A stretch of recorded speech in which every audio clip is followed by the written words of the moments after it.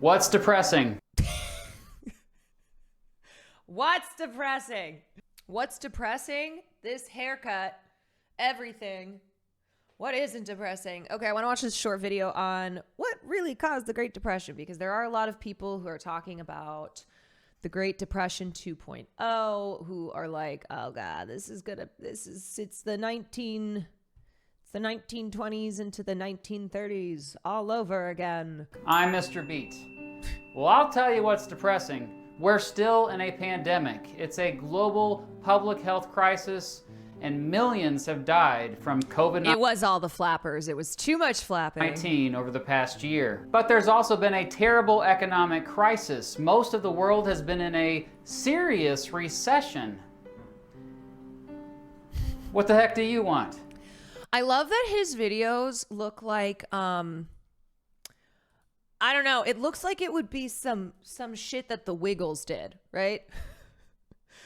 Like with the brightly colored background, like the bad green screen, it's giving Wiggles. Aren't you going to define what a recession is? I hadn't planned on it. I think most of my audience already knows what a recession is. Well, you said most, so clearly not everyone knows. You got to define it, man. Okay, fine. A recession is a period when the economy stops growing. You happy? Most economists say a recession is when the gross domestic product, the pandemic, or brother. GDP, shrinks for 2 quarters. Oh, and GDP is the total value of all final goods and services produced in a country over a period of time. The economy should generally always be growing as long as the population is growing, as it is assumed that productivity should be going up as more people are Donald Trump's Liberation Day was actually liberating the world from American hegemony.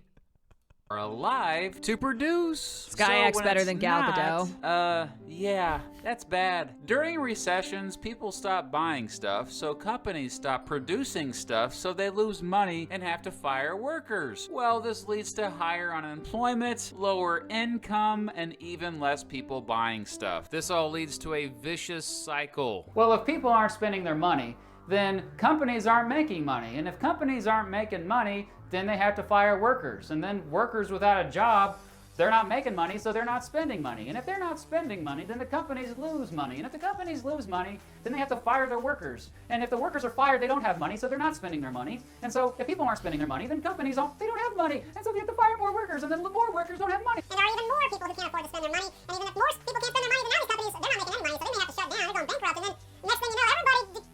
It goes on and goes on and goes on and goes on. Anyway, economists say Surely the nothing current bad happened when COVID-19 the US supplied recession insane is the tariffs a worst century ago. global economic crisis since the Great Depression. The Great Oh, Depression, speaking in of. fact, may indeed be the worst global economic crisis in modern world history, lasting from 1929 to around 1939, but maybe longer. It had devastating effects. International trade declined by more than 65%. A third of all banks failed. Economic output went down by 25%. Unemployment in the United States got as high as 25%, and even as high as 33% in other countries. Housing prices went down 67%. Tens of millions of people lost all their wealth. Literally all. Well, also the Great Depression played a big role in in Adolf Hitler coming to power. It created the conditions for fascism taking over in Europe. But we already have fascism, so we're good, right? Like fascism is here already.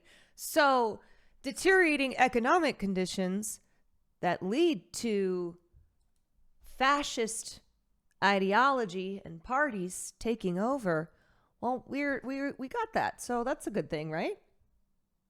Which is double fascism. Oh, double fascism.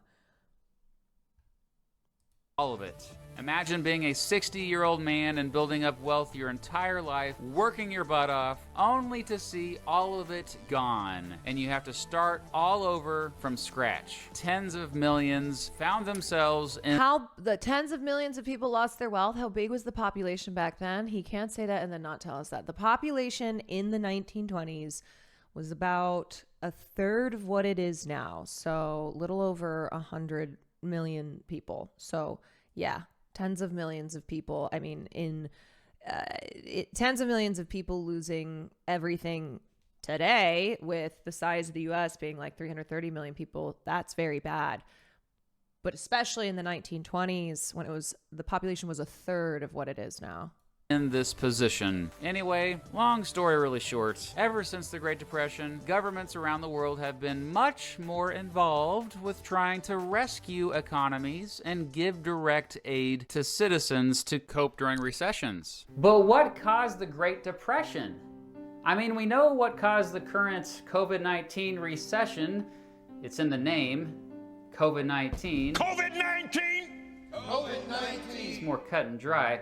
But the Great Depression is more complicated. Historians and economists have debated what really caused the Great Depression for decades. The debate is usually between the folks who favor a more limited government when it comes to the economy and the folks who favor a government more involved with the economy. You know what? That kind of sounds like pretty much every debate in modern history. Anyway, when I searched causes of the Great Depression on YouTube, these 3 videos pop up. Let's look at the YouTube channel Econ Clips first. It gives a perspective from what's known as the Austrian School of Economics, which generally is critical of government involvement in the economy and favors individualism and free markets. Another video that popped up when I searched causes of the Great Depression was the Crash Course U.S. History video about the entire Great Depression. It was surprisingly more nuanced, looking at what caused the Great Depression, but still leans towards the narrative that the government wasn't to blame as much as the dang free market was, and the irrational behavior of individuals. This is the more mainstream, quote, Keynesian perspective. Keynesian economics, Liberal named after economics. a dude named John Maynard Keynes, who first popularized these ideas, generally is all about doing whatever you can to increase the aggregate demand, or total demand, and that sometimes markets can mess up aggregate demand, so government and or central banking has to come in and fix it. The third video that popped up is from an old friend, Robert, from Reading Through History. This video is probably the least biased of the 3, but I feel like he focuses too much on the stock market crashes of October 1929, which were probably more symptoms than causes of the Great Depression. My point for bringing up all those different perspectives is our political biases often strongly influence what we believe caused the Great Depression. After scouring as many different sources as possible over the years, I have compiled one giant list of 18 possible causes of the Great Depression. And here they are. You get all that? Excellent. Great. This is like when you're about to take a test and you just try to quickly, you just try to memorize everything, like imprint it into your brain. And then the second, I don't know, did anybody ever do this? You would literally quick memorize, and then you sit down, the test is in front of you, and you just write down immediately on the back of the paper so you don't forget what you just memorized. Groovy. No, most of that does not make any sense to them. Are you insulting my audience? No, it's just a confusing list for anyone who's not an economist. Fair enough. Okay, buddy, let's break this down. Let's simplify this. While all of But that's okay for us because we're all economists in here.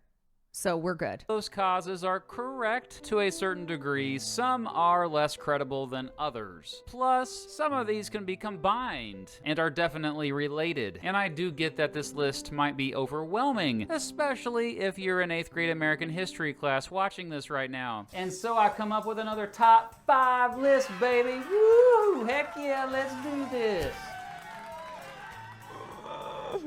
Here are the top 5 causes of the Great Depression, counting down from the least biggest cause to the biggest cause.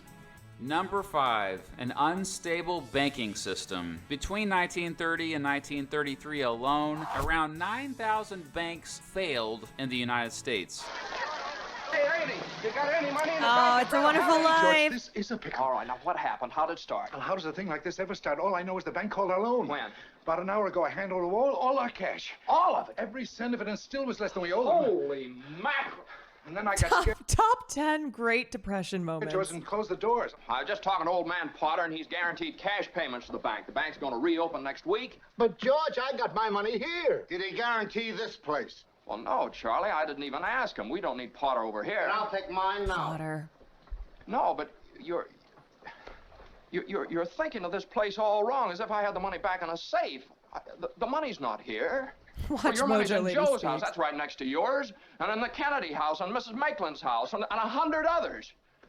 You're lending them the money to build, and then they're going to pay it back to you as best they can. Now, what are you going to do, foreclose on them? I got $242 This in guy was here, such an asshole, this one. and $242 isn't going to break anybody. Because banks hold just a fraction of the value of their customers' deposits. And then who's the lady who's like, I'll just take $20. He's like, God bless you. God bless you. Deposits in the form of reserves. Any sudden surprise attempt to convert deposits into cash can leave banks short of reserves. Now, usually banks can just borrow extra reserves from other banks or from the Federal Reserve Bank, the central bank of the United States. However, many banks couldn't or wouldn't borrow from the Federal Reserve because they either lacked good enough collateral or didn't belong to the Federal Reserve System. Bank deposits would be greater than the value of their assets. And this led to banks failing. Oh, and in the early 1930s, there was no such thing as deposit insurance. If a bank failed, you lost all your money you had in the bank. And if you didn't have George Bailey, who's about to go on his honeymoon and had saved up money for his honeymoon, come in and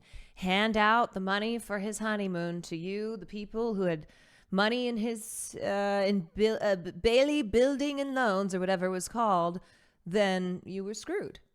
This led to some bank panics in which depositors pulled all their funds for fear that they might lose all of them if the bank failed, which in turn only made the problem freaking worse. More and more banks failed because of it.